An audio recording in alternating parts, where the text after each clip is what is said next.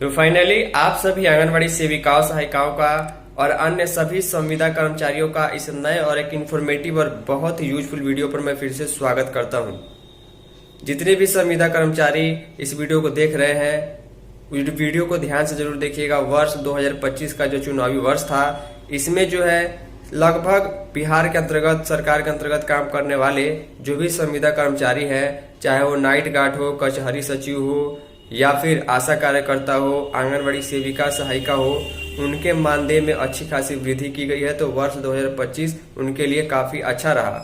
वो बात अलग है कि जितनी मांग थी उतनी मांग पूरी नहीं होती है। अगर आपका पेमेंट जो है 5,000 रुपये महीना है, अगर आप सीधे कहें कि हमें 15,000 रुपये महीना सरकार कर दे, तो उतना भार सरकार पर देना पॉसिबल नहीं होता है।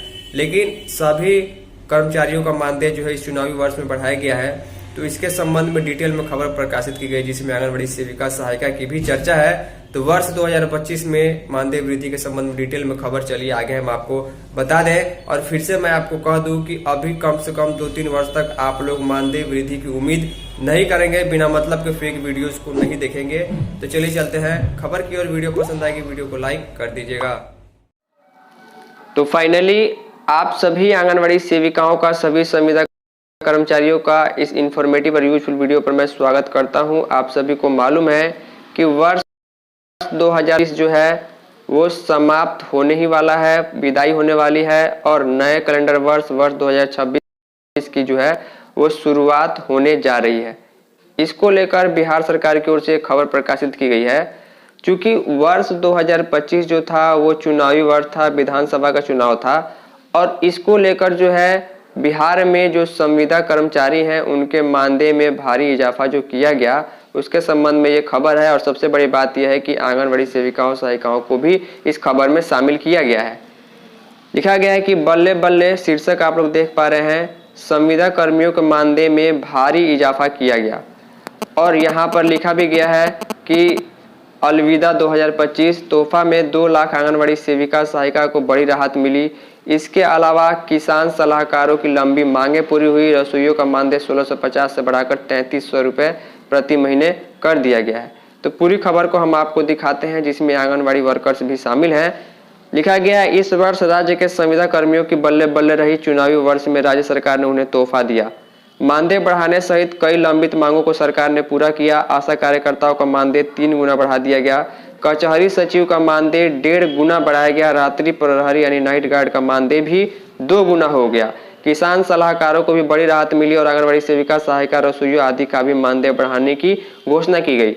देखिए, आंगनबाड़ी वर्कर्स, आंगनबाड़ी हेल्पर्स का जो मानदेय है उसमें गुना में बढ़ोतरी नहीं हुई है, यानी कि 1.5 गुना 2 गुना भी नहीं हुआ।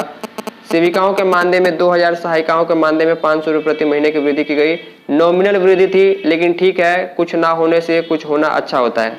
तो इसके चलते जो इन संविदा कर्मियों को आर्थिक मदद मिली और उनके जीवन स्तर में सुधार आएगा, ऐसी सरकार उम्मीद कर रही है।